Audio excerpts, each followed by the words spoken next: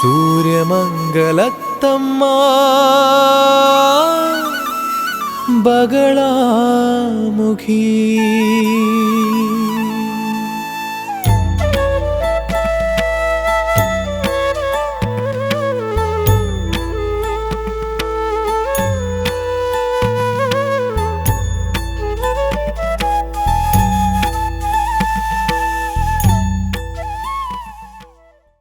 ఏం చెయ్యాలంటే వివాహ మోచనం పేరుతో, డివోర్స్ పేరుతో కోర్టుకు వెళ్తే మీ జీవితమే నాశనమైపోతుంది. అక్కడో 5 ఏళ్ళు లేదా 3 ఏళ్ళు, 3 ఏళ్ళు కాదు, అట్లీస్ట్ డివోర్స్ కేసు కనీసం 5 ఏళ్ళు నడుస్తుంది. మీ యొక్క యవ్వనం నష్టమైపోతుంది. దీనంతటికీ కారణం ఎవరు? మీకు పొంతన చూసిన ఆ జ్యోతిష్యుడే. అతను చెప్పి ఉండాలి, వీళ్ళకి పొంతన లేదు, వద్దు అని చెప్పి ఉండాల్సింది. కాబట్టి ఎప్పుడైనా సరే జీవితంలో సంతోషంగా ఉండాలంటే పొంతన చూసి పెళ్లి చేయడం మంచిది. అది మాత్రమే కాకుండా పొంతన చూడకుండా పెళ్లి చేసిన జంట విడిపోవడానికి కారణం ఏమిటో ఇప్పుడు మీకు అర్థమై ఉంటుంది. అంటే పొంతన కలిగిన 10 జాతకాలు వచ్చాయి. అందులో ఉత్తమ పొంతన, సూపర్ పొంతన అనేవి 4 ఉన్నాయి. అన్ని క్వాలిటీలున్నాయి.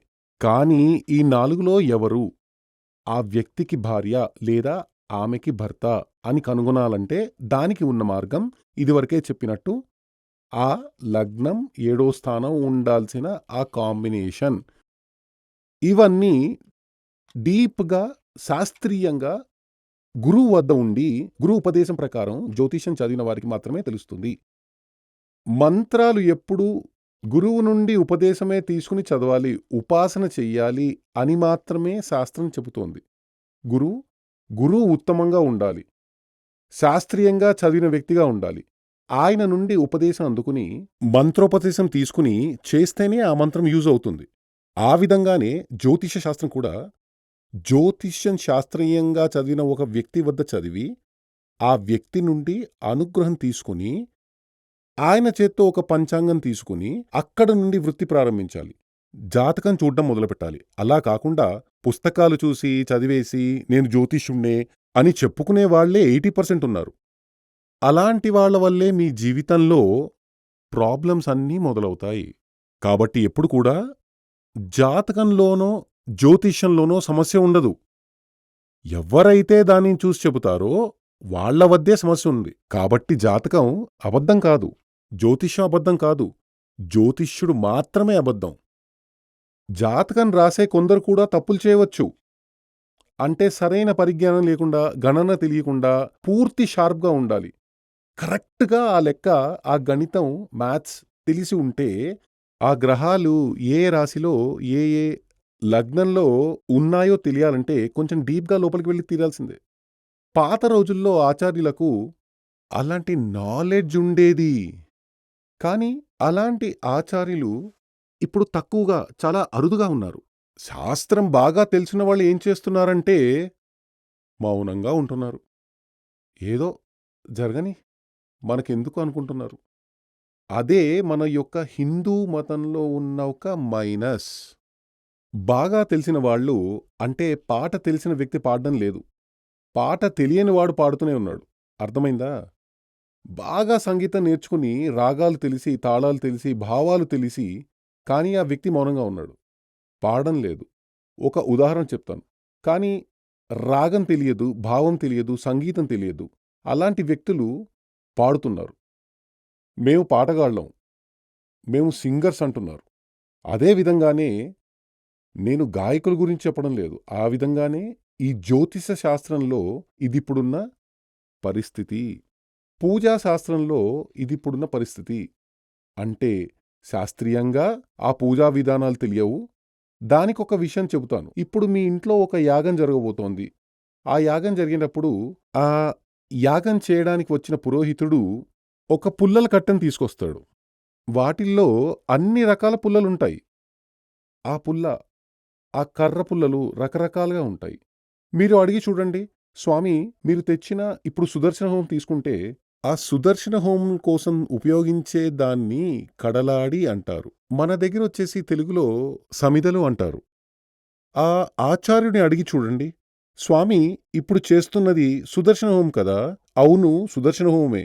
దానికి మంత్ర సమిధి ఏమిటి అని అడిగి చూడండి. సుదర్శన హోమంలో మంత్రంతో పాటు సమిధ వేస్తారు. ఇవన్నీ అవే. ఇదిగో తెచ్చాను అంటారు. కానీ వాటిలో ఏమేం సమిధలున్నాయో వాళ్ళకే తెలీదు.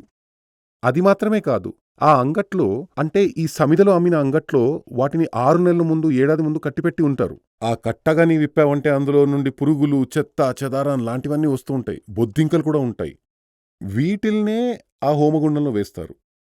ఇలాంటివన్నీ చేయడం వల్లే హిందూ మతం కిందకి కిందకి కిందకి పోతూనే ఉంది. మిగిలిన మతాలు పైకి పైకి పైకి వెళ్తూనే ఉన్నాయి. వీటన్నింటికీ కారణం ఆచార్యులైన వ్యక్తులే. ఆచార్యులు అని చెప్పుకుంటూ ఆ విధంగా పిలిపించుకుంటున్న వాళ్లే వీళ్ళు ఆచార్యులు కాదు, నేను ఆచార్యుణ్ణే అని చెప్పుకుంటూ తిరిగే మూర్ఖులు మాత్రమే. అలాంటి వ్యక్తుల వల్లే ఇలాంటి పాపాలు జరిగి జనాలు జీవితాలు నాశనం అవుతున్నాయి. కాబట్టి భూమి మీద సంతోషంగా, సమృద్ధిగా, ఐశ్వర్యంతో, ఆయురారోగ్య సంపదతో జీవించి అన్ని రకాలైన సుఖభోగాలు భూమి మీద అనుభవించిన తరువాత ఆత్మకి మోక్షం ప్రాప్తి కూడా దక్కాలి. అందుకోసమే ఉన్న మార్గం వేదశాస్త్రాల్లో భగవంతుడే చెప్పాడు. సృష్టికర్త అయిన బ్రహ్మదేవుడే అందించాడు. ఎవరు ఉన్నత దైవం?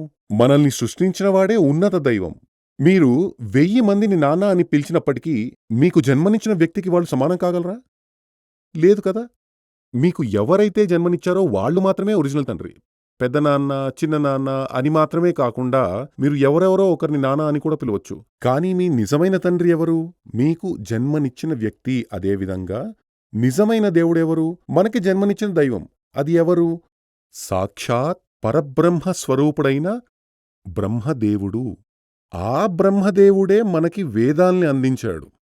చాలామంది అనుకుంటూ ఉంటారు, చెబుతూ ఉంటారు, వేదాలను వేదవ్యాసుడు రాశాడంటారు. కానే కాదు. వేదవ్యాసుడు వేదాల్ని భాగాలుగా చేశాడు. 4 వేదాలు కదా. ఋగ్వేదం, యజుర్వేదం, సామవేదం, అథర్వణ వేదం. మొదట్లో బ్రహ్మదేవుడు ఇచ్చింది ఒకే ఒక గ్రంథం మాత్రమే, వేదాలు అని పేరు. ఆ వేదాల్ని మనిషి కోసం 4గా డివైడ్ చేయడమనే పని మాత్రమే వ్యాస మహర్షి చేశాడు.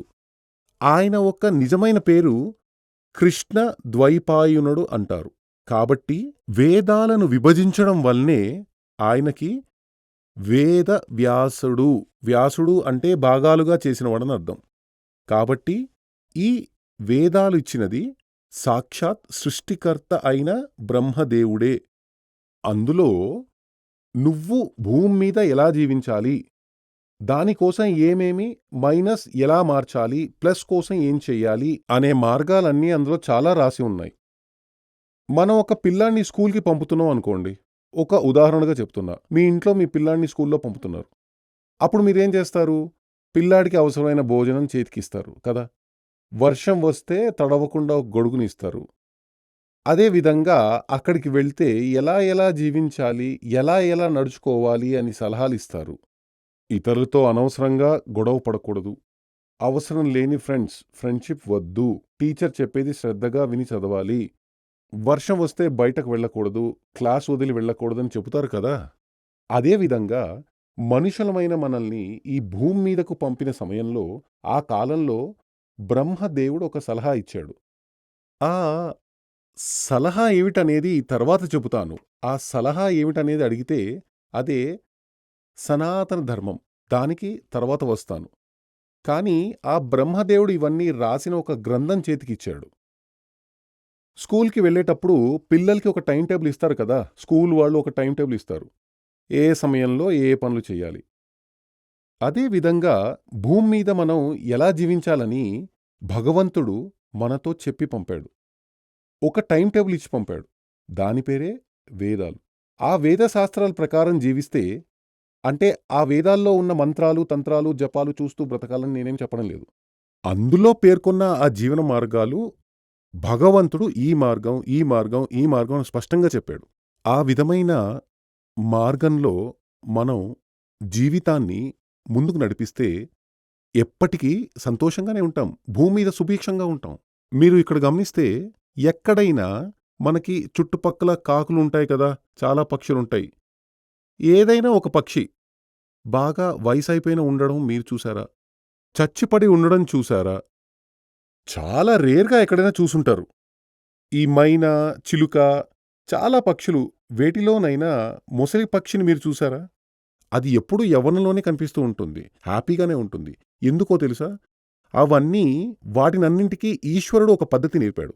దాని ప్రకారం అవి జీవిస్తున్నాయి. అదే దానికి కారణం. కానీ వాటికి 5 జ్ఞానాలు మాత్రమే ఉన్నాయి. ఆరో జ్ఞానం ఉన్న మనిషికే అన్ని రోగాలు, వ్యాధులు, అకాల మరణం, సర్వ సమస్యలు ఉంటాయి. కారణం ఏమిటంటే మనిషి ఓవర్‌గా ఆలోచించడం మొదలుపెట్టాడు. అదే దానికి కారణం. జగన్మాత మహాదేవి అనుగ్రహంతో మీరు ఆయురారోగ్య ఐశ్వర్యసిద్ధి కలగాలని కోరుకుంటూ ఆశీర్వాదం చేస్తున్నాను.